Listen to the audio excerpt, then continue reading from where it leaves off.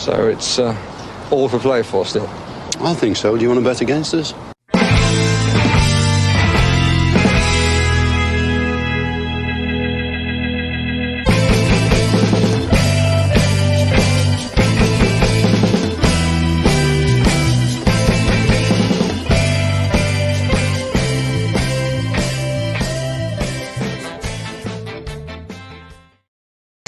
Hello, Aston Villa fans, and welcome to For the Love of Paul McGrath podcast on what was pretty much a nothing day, transfer deadline day for Aston Villa.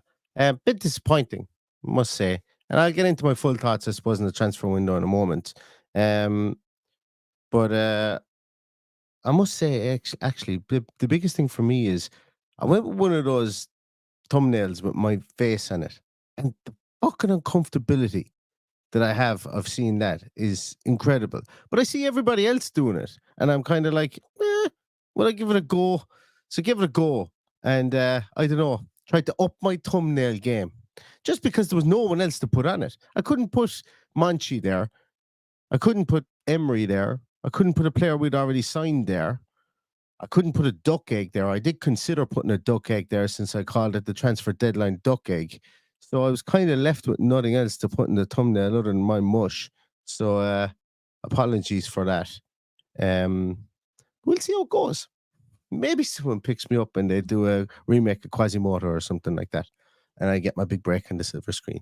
But anyway, transfer deadline day. Yeah, it didn't go the way that a lot of us wanted it, that any of us, I suppose, really wanted it to do. I still struggle to believe that the club... I still struggle to believe that if the club could have moved heaven and earth, they would have to get a defender in today. And I think that's the case. I think, look, there's no conspiracy theory. No one didn't fuck up and no one didn't do their job correctly. I believe it was the deal that they needed didn't come off, whether it was an outgoing or an incoming or whatever the case may be. And sometimes that happens. It's not ideal. But then again, hey, watch us. We could be here the second week in November going, Jesus Christ, Sils Finkles is absolutely unbelievable, isn't he? And we could be that Roy the Rovers moment. It's highly unlikely. Don't get me wrong. You know me, I'm a glass half full guy at this moment in time. But I am always a glass half full type of guy, but I will say I'm actually flabbergasted we didn't get anybody in on loan as in defense. And anyone who watches the podcast will know that I've always thought that we needed to bring in reinforcements up top as well. And I'm still sitting here on transfer deadline day thinking that we still need another option up top. You know, you lose Ollie Watkins, you're bringing Rory Wilson onto the bench. Maybe that's the plan. Maybe he's that good. Okay, brilliant. Absolutely would love it if he was that good. Makes so much more sense to build from within. Once again, we're in the PSR era, and that's why we are where we are today. You know, sending players out on loan, which is fine. I never get too up or too down about a player going out on loan. I know, and I don't disagree with people who say, why can't we sell players? We should sell players. We should get money for players, absolutely. But there's also the cost benefit of letting somebody go out. Like then Donker went out. I don't know, has it been made official yet? But then Donker's supposed to go out on loan today to Anderlecht.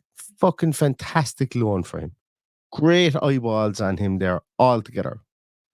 Could be playing at a high standard, and his wages off the book, or a portion of his wages off the book. He's eminently more saleable being at Anderlecht this year for us next year. I'm just trying to think, is his contract up next year? I think he's got one more year in his contract. Could be wrong on that. But if he does have one more year, he's eminently more saleable next summer. If he's playing games, the man started 0.5 last year for Villa. He goes to Napoli, starts even less. You know, sending players to the right teams on loan is a counterbalance, as long as the wages are taken up. I'm going to get you some of your comments in a moment there. I can't really see them. I'm having that issue again today where the comments are kind of garbled. So apologies if you guys are popping them in there, but I will take a look at them. I'll see what I can do to fix it in a moment. And look, there's everybody. Like I'm upset we didn't bring someone in today. I am, but there's a devil on this shoulder and there's an angel on this shoulder always with me. And the devil on this shoulder is saying, fuck it, why don't we have an extra right back or an extra centre half? I'm not confident. We go into this weekend, Lamar Bogart's going to be on the bench, Sils Finkles is going to be on the bench. That's not ideal as we sit here right now. But what happens if Lamar Bogart and Sils Finkles are actually good? That could be 50 million, 60 million saved for Aston Villa. I'm not saying it's that simple. But sometimes we have to be that lucky team who strikes gold in that aspect. Like Liverpool struck gold with Trent Alexander-Arnold at right back. Struck gold. Like at the time they had to play him at right back, they had no other option. Yeah, the kid is good, but he's turned out to be way better than they thought he would be at right back. I'm struggling to think of any other teams that have done this, but I suppose really you could. Well, Jared Brentwaite was always thought of as being good, and he went off the PSV and had a good year and has come back. So that's not really a corresponding one, but like it's unlikely. It's a 5% chance that both of those players turn out to be heavy squad players for Aston Villa over the course of this year, or that they become players that end up letting a defender go. It's a 5% chance. But look, the old romantic in me is there's a slight bit of excitement with regards to that. But I'm as pissed off as anybody else we didn't sign a right back or a centre back today. But I'm not pissed off the club. And in a lot of ways, I'm not pissed off at PSR. Once again, the devil and the angel on the shoulder here are telling me two different things. So, like, if we take the club we'll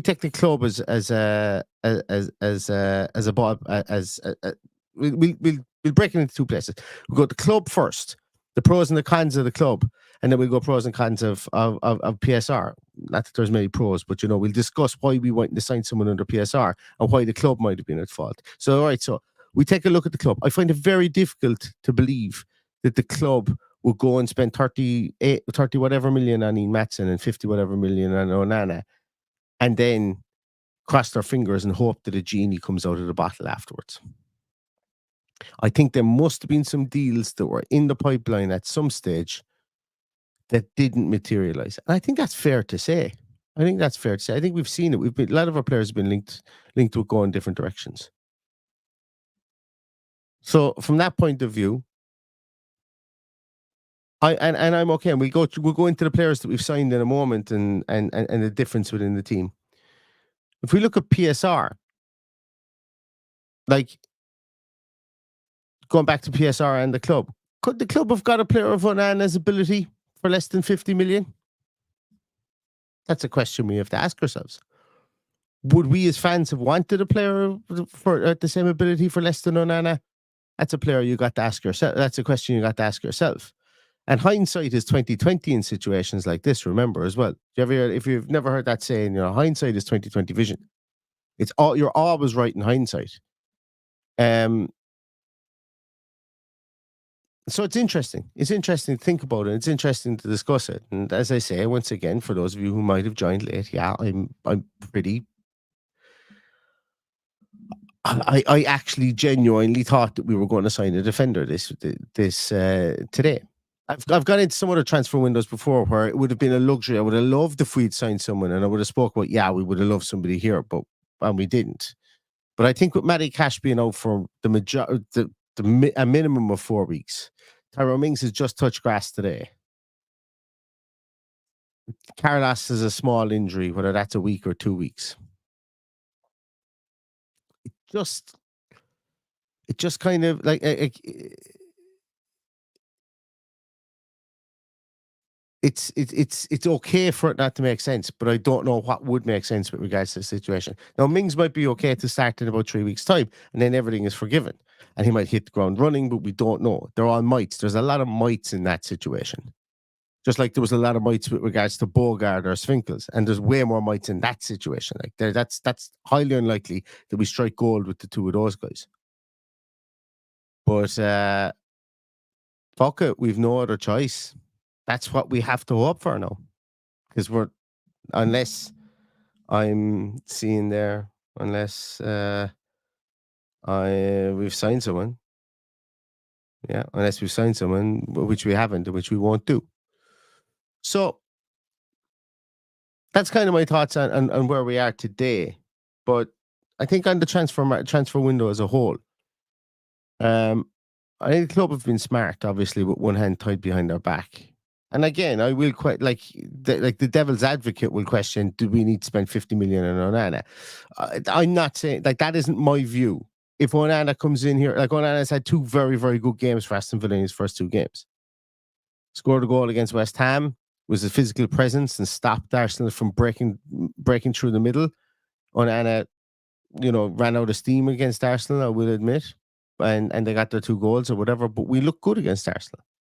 Like, we've looked every bit as good this season as we have last season. We've backfilled a lot of positions that we've sold in. Maybe they mightn't be the players that people want, but they're the players that Unai Emery wants. And look, whether you go to Aldi or whether you go to Lidl or whether you go to Tesco, good chef can make a dinner taste nice. And I say that with regards to selling Douglas Luiz and bringing in probably Ross Barkley being the replacement for him. Hasn't really shone at all since he's come to Aston Villa, since he's come back to Aston Villa. That for me is, that's something I think will come in time with him. Was only so in the off season, and when he came out against West Ham, I thought he was poor. But there's plenty of time for him. Yuri Tielemans was exactly the same last year. Yuri Tielemans didn't shine at all in the first couple of games, but Jesus, come the turn of the year, did he turn into somebody that we were going, we'll be missing Tielemans now if we don't have to bring him off the bench, if we're not playing him as a 10, or if we can't bring him into the team. So he didn't glitter his goals straight away. And I've done a couple of Leicester podcasts today, and that's exactly all of them asked me, what's your view on Tielemans? And my view was, started very slow, looked like he was running in treacle, found it difficult to get into Unai's tactics, overran a lot of balls, overran a lot of tackles that he was supposed to make, wasn't in the right position when he was in a 6. Then all of a sudden he was played in a 10, played a couple of true balls, Villa got a couple of goals, was able to ramp himself up around the turn of the year, and then bang. He was a different player in the back half of the season. Was he perfect? No, but he was a hell of a lot better player in the back half of the season. Maybe Ross Barkley has the same thing. I would be hopeful he would, considering the way that he went with Luton last year. I think Jadon Philogene is a real wild card for Villa. I think he could be more boom and bust than people want to admit. I think he could. And I'm not sure if coming off the bench for 20 minutes in every game is going to turn him into a boom player. I hope, I want it to, obviously. He's got all the talent in the world. But he looks like he's a confidence, cocky guy, which is good, and that's not a negative thing, don't get me wrong. So I'm wondering how we will integrate him and start him in times to come. Once again, I'm talking this as a long-term piece. And I think Unai has that in mind too. I'm trying to think who else we signed. Maatsen. Arguably, Maatsen was the luxury signing. Like, we don't know Alex Moreno. We don't know if Alex Moreno was homesick, wanted to go home, or wanted to go somewhere else. He couldn't have been homesick anyway because he went to Nottingham Forest. But who knows whether he wanted to go. He's 31. Maybe he saw bringing Maatsen, the writing was on the wall, and wanted to get out. And 37 million or whatever it was is a lot to spend on our left back, but it's not crazy money for where we want to go. It's not huge money, for where we want to go. I'll say it again. And I know he's one of the best defenders in the world, but Man City spent 100 million on a left back in Gvardiol. Ian Maatsen was Champions League left back of the year last year. I think the club looked at that and went, geez, that's a bargain. You know, was he needed? No, but is he better than Moreno? You'd have to think so based on what he's put on paper. So I think there's an opportunity cost there. We couldn't flog Moreno, and that's the other thing. They had to probably pounce on that if they thought about it. But then we didn't sell afterwards, and we didn't sell Moreno. Moreno's only gone on loan to Forest. I don't think there's an obligation to buy. Once again, does his value increase playing with Forest? I don't know. Forest are a bit of an enigma at the moment. They might play him 10 games this season. They might play him 40 games this season. Forest are unpredictable. I'm surprised we loaned anybody to Forest, to be honest with you. I'm very surprised we loaned anyone to Forest. Samuel Ling Jr. has got the loan of a lifetime.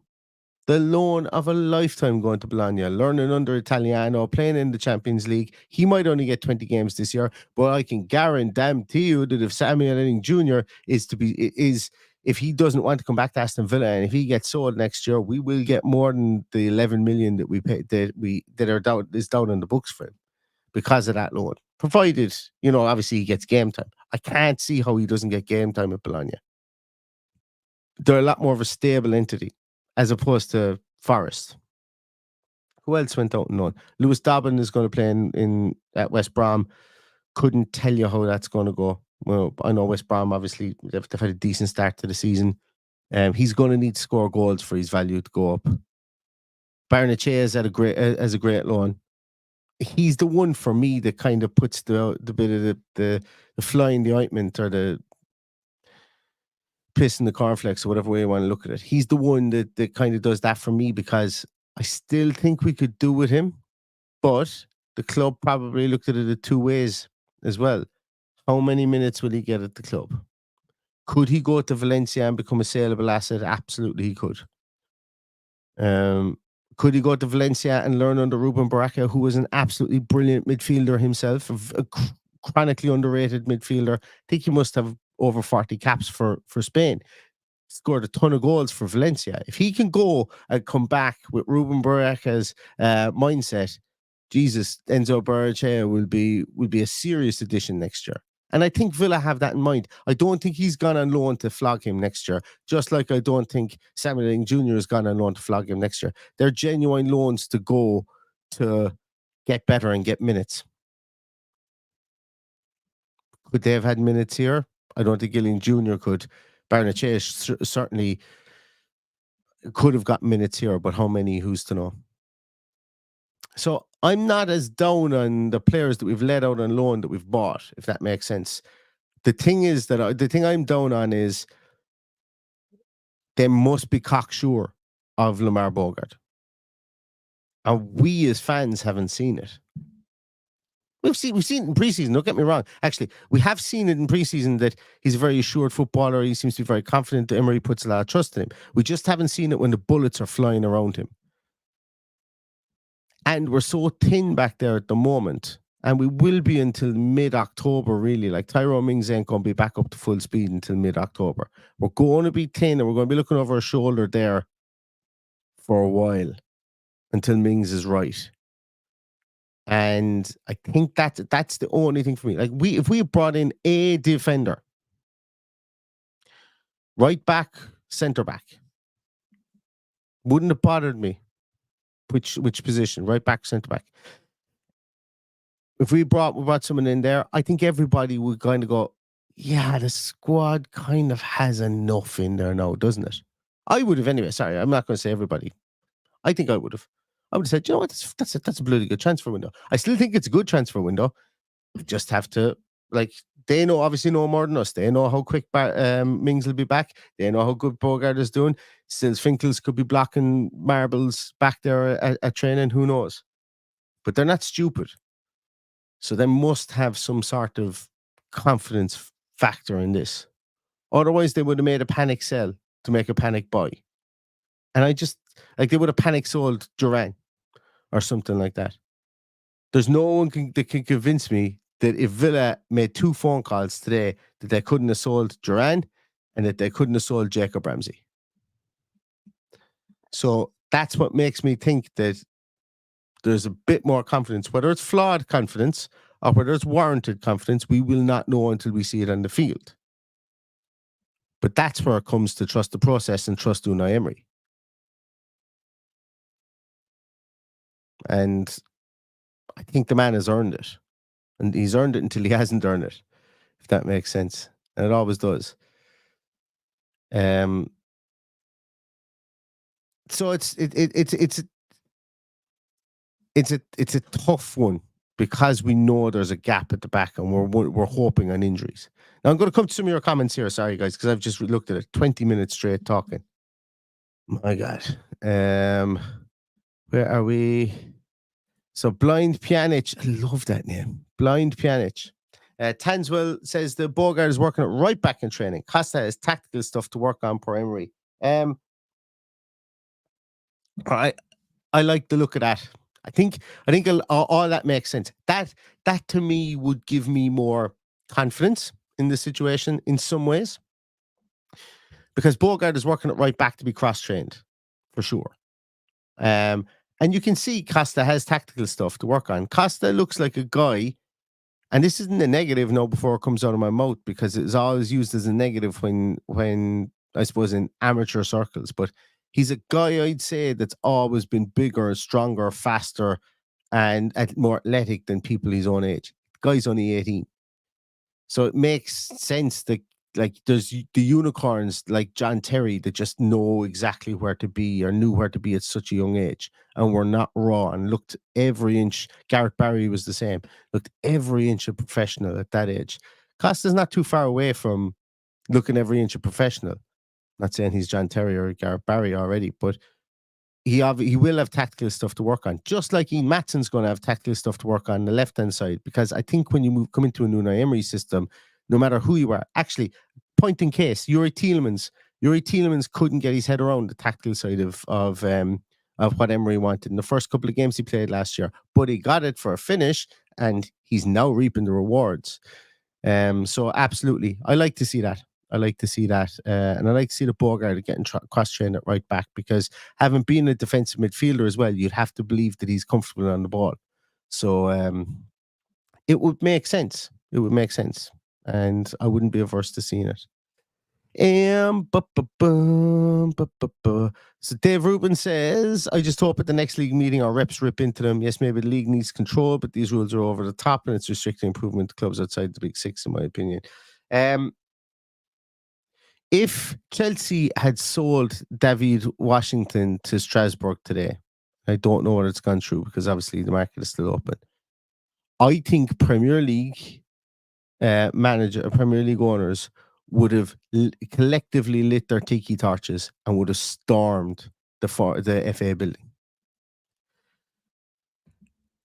And the fact that deal broke down between like a club selling a player to themselves, how that deal breaks down unless somebody tapped him on the shoulder from FIFA and said, you do this and we're going to bend you over a barrel. Believe me, you're already on thin ice with the hotel stuff. So don't push your luck. And no one's even mentioned anything about the jiggery pokery they did with essentially signing their whole women's team or moving it from one company to the next for a nominal value on the balance sheet. I don't understand it. I've read enough about it. I still don't understand all that stuff, but apparently that's a huge reason as to why they can sell this year as well.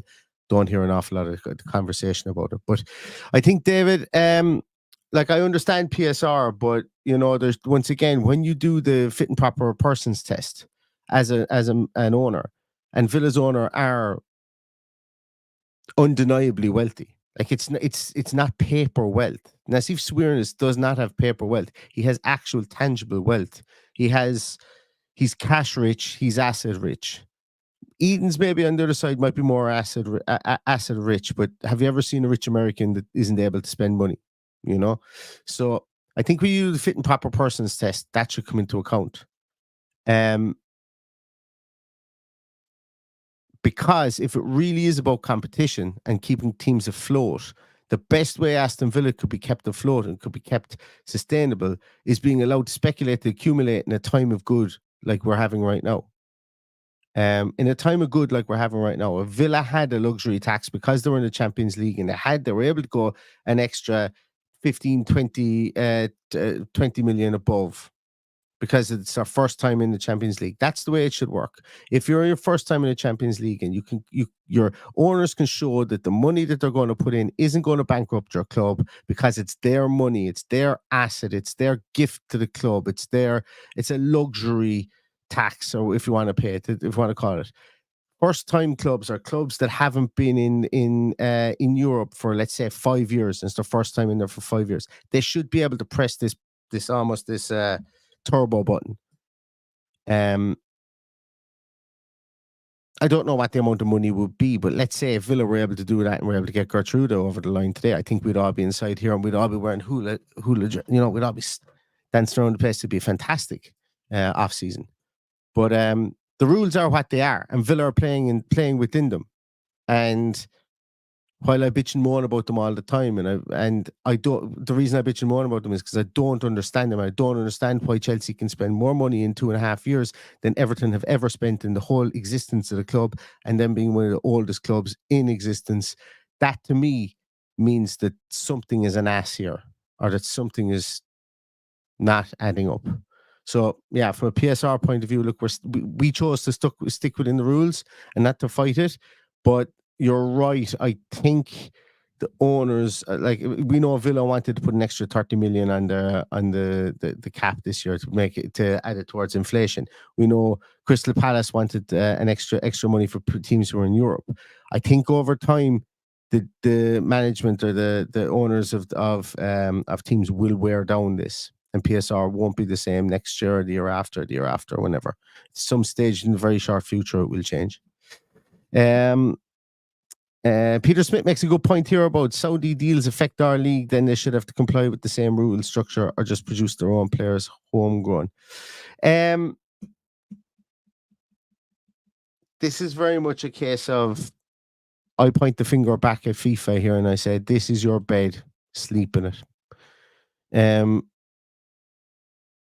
The good of the game was grown in places like South America and in Europe and in England, and the hotbeds of football is what we would call it. And there's nothing against it, and FIFA shouldn't be able to tell a country that they can't fast forward and make themselves a hotbed of football. But you make a great point about producing their own. If in 10 years' time they aren't producing their own, football has a huge problem on its hands.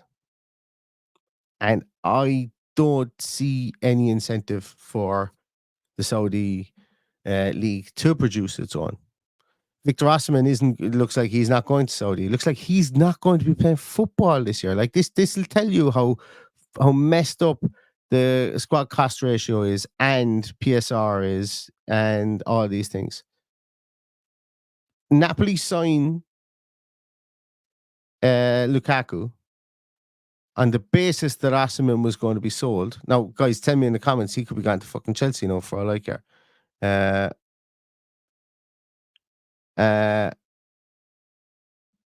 are we? Yeah, I'm just checking to see, guys. I'm relying on you guys in the comments to let me know if I'm talking about Osimhen and he's just signed for Chelsea. Let me know. But Osimhen, like Conte has come out and said, I don't know what to do with him. I don't think I can even play him. I don't think the club can afford to have me to play him. And he's going to be, I think he's supposed to be a mega bucks, like 200 grand a week. And he may not play for Napoli. Now, they will definitely figure something out. You can't have Victor Osimhen sitting on the sidelines. You just can't. But the club now are looking over their shoulder going, holy moly, like what's happening here? It probably gets done that Osimhen gets sold in the coming days. But then what happens to Ivan Toney? Sky Sports made a great point. Al Ahly can sit on the Ivan Toney thing for a couple of days because their window doesn't close with the European window. They can sit in that, then decide they don't want him, and Toney has to go back to Brentford in a week's time. It's mad. the joined up thinking on it and it is strange, I will say. But the Saudi clubs do have, like, it's an unsustainable model that they have. They're not going to produce their own homegrown players. I can say that with certainty now. Within the next 10 years, we will not have an influx of Saudi players in the top leagues in Europe. So if they're going to turbocharge their league with top players by just paying massively over the market value, the shelf life for the Saudi league will be shorter than any of us can think. And hey, but they say a fool and their money are easily parted. So we'll see what happens there. I don't know. Where are we? Let me see. Yeah, Sterling to Arsenal. I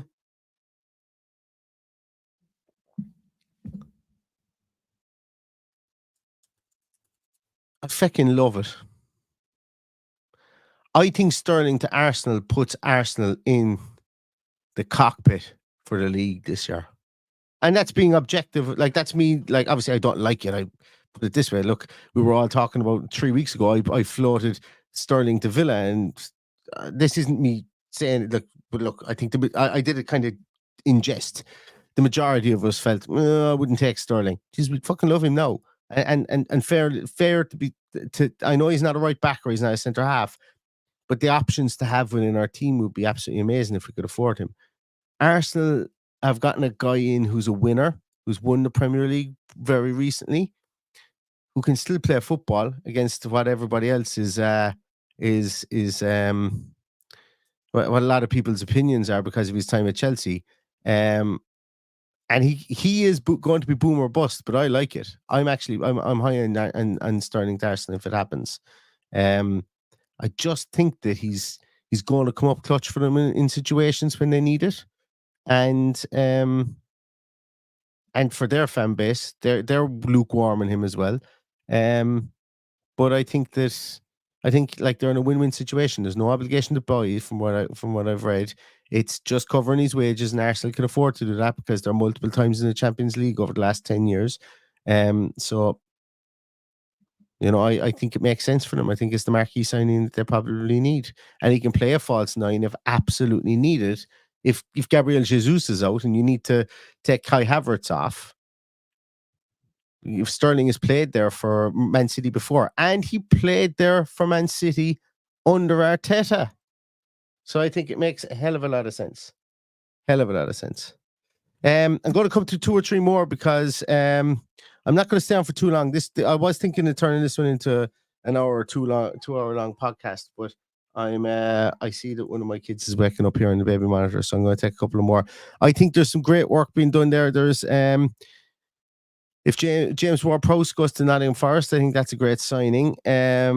Where else is there? Sorry guys, I'm just going to go down through some of the comments here and see if I can find one. Yeah, Hot Tex Hyla says Tammy getting a big move to Milan. I don't know that go through. I know there was a swap deal between he was going one way and Salamancas is going the other way. 2 very good players. We'll see what happens there as well. And the Badger is saying that Anthony Martial is a free agent. Oh, the meltdown that would happen, I would say, if Anthony Martial signed for Aston Villa. Where else are we? Yeah, people talking about De Gea sitting out. I think he made the right choice in sitting out. He didn't need to. Being a goalkeeper, he could afford to do that. But I think somebody who's 27, 28 couldn't sit out for a year. People saying Tony is gone to Saudi. I know he passed the medical, but I don't think it's been fully ratified. And Saudi are sitting on it for the Osimhen deal. They don't really give a shiny shite about Ivan Toney. If they need to ship him back to Brentford in a week's time, I think they can do it. That's what Sky Sports said anyway. That they're under no obligation to have it sealed by the end of this week. Or by the end of tonight, should I say, that they have extra time. So they could conceivably decide to sign Osimhen and send Toney back. Is my understanding just from listening to Sky Sports, and we all know Sky Sports, who linked Kevin Prince Boateng to Aston Villa at that time, can get it wrong at times. They can get it wrong. Where else are we? Yeah, so I've I'm going to just finish up, I suppose, on this. So really, just a quick one on my thoughts in the transfer window overall. I think we've done good business. I think in a silo we've done good business.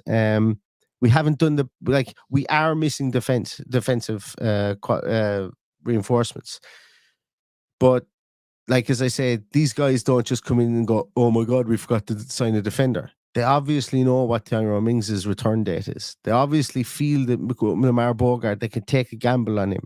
Are they going to be proven right? Who knows? Could they have egg in their face? Absolutely, because everybody's fallible. Everybody's fallible. Even the great Unai Emery can make a mistake, or 5, or 12, or 40. But the only way to know about this is to play out the rest of the game here for the rest of the season. And we would all love to be sitting here singing songs about Gertruda or however you pronounce it, but it ain't happening. And we'd all love to be sitting here singing songs about or making up songs for another that comes in at right back or centre half.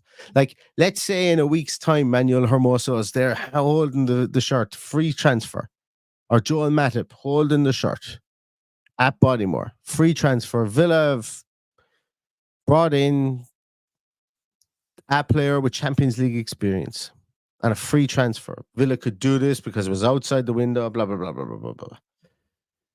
Are we going to feel any better about that? And I think we would.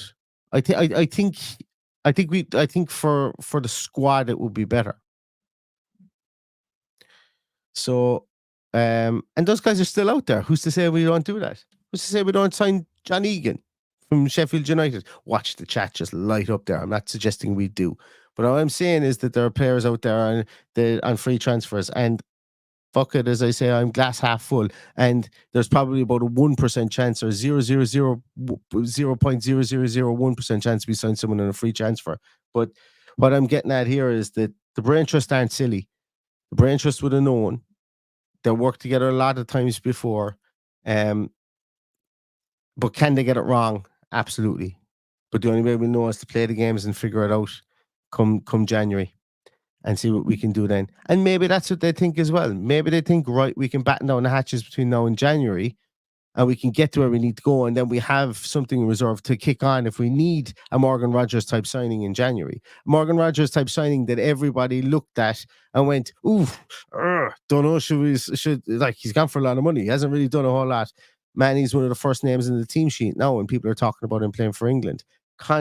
Conversely as well, January for Unai Emery, the first year he came in, we bought Moreno. Nobody thought we needed a left back. He turned out to be one of the shining lights that year and got injured at the very end, tearing his hamstring really badly, and was hamstrung, for want of a better word, for us this year. So I don't know what the plan is. Neither do you. Neither does anybody on Twitter. Neither does anybody who's reporting. But winning will cure all. And we might go out against Leicester. We might win 3-1. We might lose 1-0. But the proof of these decisions will be in the results we get in the field, and that's the long and the short of it. And this is me being almost hypocritical, saying we get caught up in transfer windows too much. Me being Mr. Transfer loves to believe the hype of a transfer and transfer windows and stuff like that. But things like net spend don't win you the league. Things like winning the transfer window doesn't win you the league. All you have to do is look back at 2015-16 when we got relegated. We had an absolute banger of a transfer window. We were shite on the field. Was it 15-16? The year we bought Vera 2 and all those guys. We were thought to have had a really, really good transfer window. And it just didn't transpire. So I think all in all, it's very much a show me, like a show me situation now. Let's see what we see out in the field. We have the stability from last year. Let's see if Bogart is what they think he is. Let's see if Svinkels gets his chance. Let's see what Svinkels is, what they think he is. And let's see, have they made a mistake? Or have they been very astute in what they've done? That's the only way I can really think of it and approach the season. Because if I get bogged down in going after every game saying, oh, we should have bought a right back after every game, number one, it becomes repetitive. And number two, I don't enjoy the game. And that's what we want to do. 39 years of age, I want to enjoy every game Aston Villa go out and play, especially the year we're in the Champions League. So all I can do is offer hope. I'll be disappointed we didn't sign a defender today. So that's going to do it. I'm going to leave you. It's been very, very long with the chat for me there today. I do apologize. But thanks a million for everyone for watching. I think there was over 800 in here at one stage listening to my stupid ramblings and musings here when we didn't sign anyone. So I really appreciate everybody taking the time and sitting through my soliloquies here today. I do appreciate it. We will be back again tomorrow with Team Sheet Tantrums and post-match podcasts. So please join us for that as well. And we'll have Paddy. I'll have Paddy with me for those too. But it's been a roller coaster ride of a transfer window. It's been a roller coaster ride of an off season. We're now into the real nuts and bolts of things. And the Champions League draw yesterday was nothing but a joy to behold. So, gonna relish not having to worry about transfers for the next few months, and relish hopefully what Unai Emery puts out in the field. And I hope you join us every step of the way. So, thanks so much. Stay safe, stay healthy, and all that's left to say is up the Villa.